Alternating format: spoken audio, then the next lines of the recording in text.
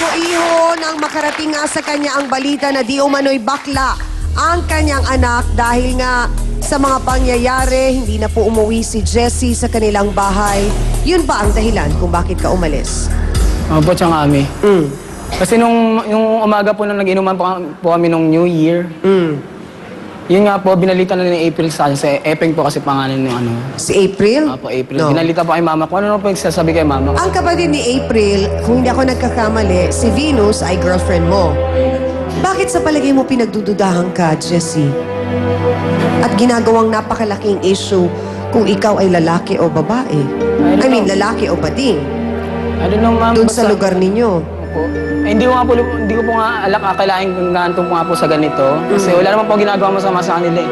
Sa palagay mo ba, ayaw ni April sa'yo? Kaya parang gumagawa siya ng ganitong kwento? Ever since po na naging kami ni Venus, ayaw na po talaga niya sa akin. Isa ba sa mga kinasama ng loob mo ay yung parang lumalabas ha? Na mas naniniwala ang mama mo kay April kesa sa'yo? Yun nga po masakit sa akin eh. Kasi that moment po, kailan magpapaliwanag po sana ako kay mama. And nagkataon po nasaktan na po niya ako. Sinampal ka niya? Opo. Umalis ka? Opo. Saan ka nakatira ngayon? Sa best friend ko po. Sinong best friend mo? Si Clyde po tsaka si Chuck. Si Clyde Sa at si Chuck. Gaano mo nakatagal kakilala si Clyde at si Chuck? By December po, kakilala ko na po yun. December lang of December. last year. Opo. Best friend na kayo kagad ha? Ilang... Hindi po, a week. 1 week. Mga siguro mga week pa lang po. Oo. Ayun po. Nagkakainuman po kami kasi siyempre pag akit ko ulit madadaanan po yung bahay nila, nandito lang po sa babae. So naniniwala ka, nagawa-gawa lang ni April ang lahat ng ito? Opo, naniniwala po talaga ako. So hindi rin totoo yung nakitang sinasabi ni April na parang hinihimas-himas mo daw. Di umano, yung hita ng iyong best friend na si Clyde. Lalo hindi po totoo yun. Wala po talaga ako parang... Si Clyde ba may girlfriend na? Nagka-girlfriend po siya pero ngayon wala. Wala siyang karelasyon ngayon. Si Chuck, May asawa po yun tsaka may anak. may asawa at may anak. Kanino ka mas malapit sa dalawa? Kay Clyde po. Magkapatid ba sila? Apo. Okay. So doon ka nakatira ngayon? Apo. Anong sinabi mong dahilan kung bakit umalis ka ng bahay Alam po niyo? nila yun.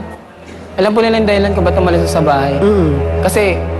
Nalaman din ba nila na si April ang nagkwento sa Opo. mama mo? Opo, sinabi ko po sa kanila yun. Tsaka sinabi kasi ni mama sa akin eh, natural lang, nagpupuntahan kong bahay, sabihin ko doon kung baka ano Sabi yung ka na kasi dahilan. na totoo. Si Venus, alam niya itong naging away niyo na ito ng mama mo. Opo. Anong reaksyon niya? Hindi naman po namin nakakapag-usap na. Pero Bakit? kasi nagte-text po siya sa akin, hindi ko naman po siya nireply. Ayoko na kasi po sa kanya. Ayaw mo na siyang kausapin? Bakit? Tsaka ayoko na po talaga sa kanya. Teka muna. Hiwalay na ba kayo? Hindi pa? Wala po kami personal breakup. Bakit sinisigaw ng mami mo na umaming ka na lang daw? Bakit kanya pinipilit umamin? Bakit ho ba? Para lang makampante kayo at masabi niyo sa sarili ninyo na tama si April? Opo. Gusto ko naman linawan talaga.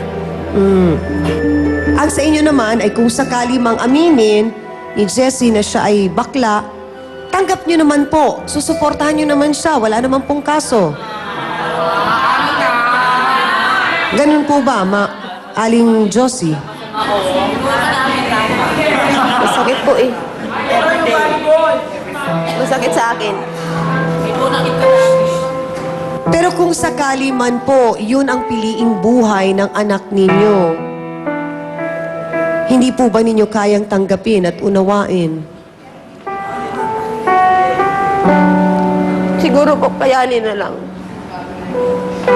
Pero umaasa pa rin ako na kung sakaling aaminin niya, aasa pa rin ako na darating ang panahon na mag-asawa siya. Babae, hindi sa lalaki.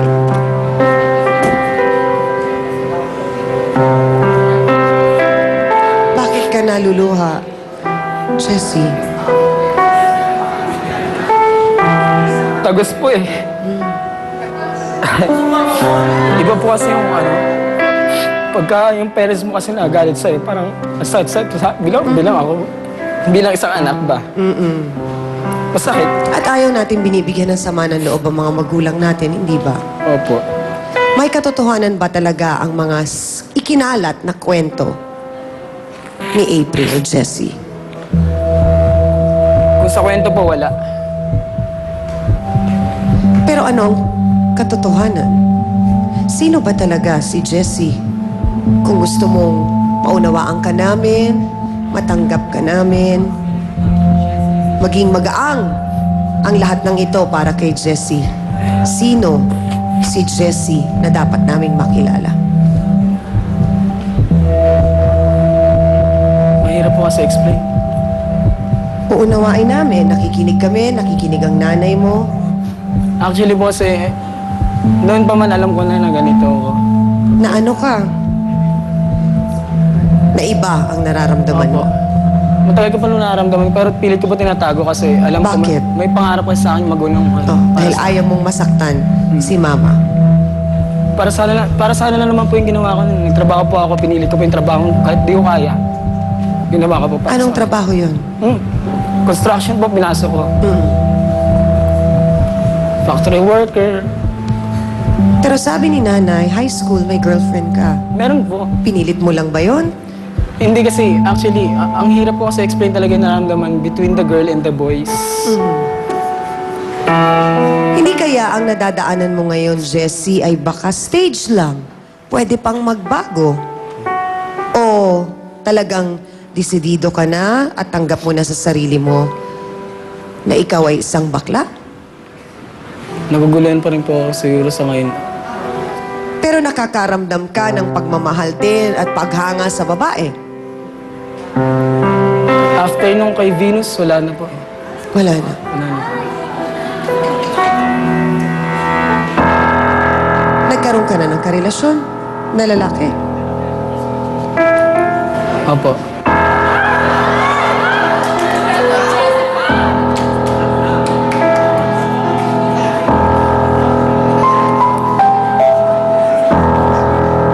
Yung karelasyon mo ba ay yung best friend mo ngayon? Si Clyde po, boyfriend ko ngayon. Si Clark.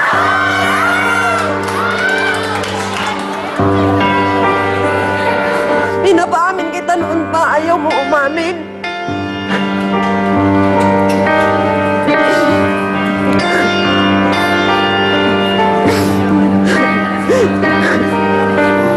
Dalawa na nga lang tayo sa bahay. Iniiwan mo pa ako. Pumunta ka doon sa kay Clyde na yan. Pirahan ka lang nila yan. Buti lang yan sila kung may pera ka, pero pag wala ka ng pera, hindi ka nila kaibigan. Dr. Camille, nauunawaan po natin na ang nararamdaman ni Aling Josie bilang isang ina dahil lahat naman unang ina, ang pangarap para sa anak nila ay yung magkaroon ng magandang buhay, hindi ba? Pagka ganito po bang isang lalaki lang ang anak, mataas po ba ang expectations ng mga magulang niya sa kanya? Karaniwan kasi at normal sa isang pamilyang Pilipino na sinasabi natin na pag lalaki ang anak natin, ayan na magpapatuloy ng ating lahi. Ang mahirap sa atin kasi palagi yung social acceptance, yung stigma na sabihin, ay hindi naging ano yan kasi bakla, may ano bakla yung pamilya, hindi na to. Parang much as accepted natin kung ano ang mga Becky. Ang nangyayari, nagiging tampulan pa rin ng hindi magandang mga ganyang mga butt of jokes. At the same time, parang sinasabi na ay nagiging salot, ganun. Ang pangit pakinggan, kung tutuusin. Sila pa nga ang nagiging breadwinner sa mga pamilya nila eh. Kaya lang, ang nangyayari, palaging bumabalik tayo dun sa mga traditional na mga opinion na ibang tao na ipinamumukha pa rin natin sa kanila. Marami pong salamat, Dr. Camille.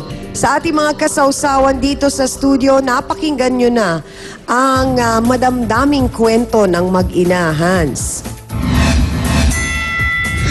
Na kanino ang inyong simpatsya? Nasa ina ba na medyo sobrang disappointed na ang kanyang anak ay yun nga, alam naman natin at narinig na.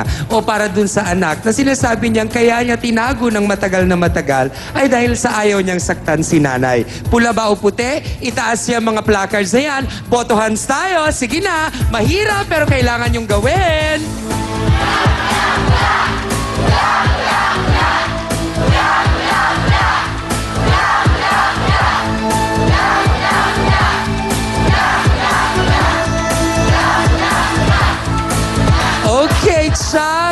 mas marami akong nakikitang pula na ang ibig sabihin na siguro ay naiintindihan nila kung bakit sa matagal na panahon ay itinago ni Jessie ang katotohanan mula sa kanyang nanay. Siguro, eto na nga ang magandang pagkakataon para malaman na ang lahat-lahat sa kanilang dalawa. Gaya nga po ng nabanggit ni Aling Josie kanina, nakarating po sa kanya ang balita dahil nga sa isang sumbong o kwento ng mismong kaibigan ng kanyang anak. Siya po ang babaeng kapatid ng girlfriend po ni Jessie at hindi raw niya matatanggap na makita itong lumalandi sa kapwa niyang lalaki. Ano nga ba ang alam ni April Ventura? Sok! April, nung gabing yun, ano ba talaga ang nakita mo? Nagiinom po kami nun. Oo. Tapos, Sino-sino kayo? si Clyde, si Chuck, ako. Tapos yung mga barkada nila sa Bagong Silang. Okay. Ano ang nakita mo?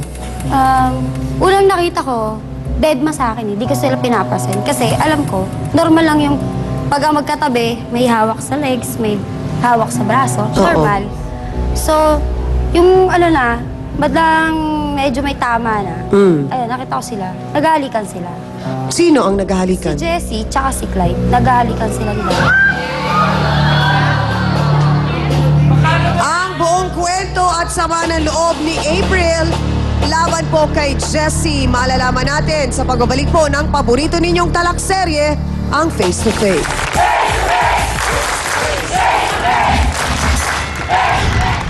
Gusto kong malaman, Clyde, totoo ba na may relasyon kayo ni Jessie?